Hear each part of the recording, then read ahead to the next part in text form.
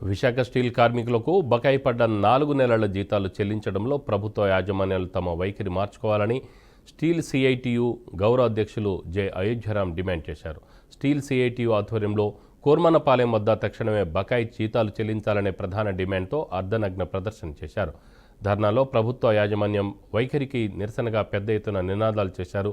తెలుగువారి పెద్ద పండుగ రోజు కూడా కార్మికులకు న్యాయంగా చెల్లించాల్సిన జీతాలు చెల్లించకుండా యాజమాన్యం నిరంకుశంగా వ్యవహరిస్తుందని మండిపడ్డారు. యాజమాన్యం వీఆర్ఎస్ పేరుతో కార్మికులను తొలగించడానికే జీతాలు చెల్లించకుండా వారి జీవన ప్రమాణాలను అత్యంత దయనీయ స్థితికి తీసుకొచ్చేందుకు యాజమాన్యం కుట్ర చేస్తుందని ఆయన వివరించారు. ప్రభుత్వ యాజమాన్యాల కుట్రలను భగ్నం చేస్తూ కార్మిక వర్గం మరింత ఐక్యంగా ఉద్యమాలను ఉధృతం చేస్తామని అయోధ్యరాం హెచ్చరించారు.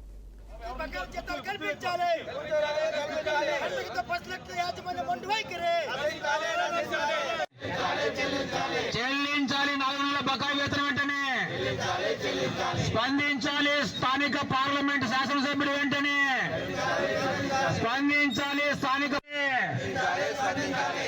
స్పందించాలి.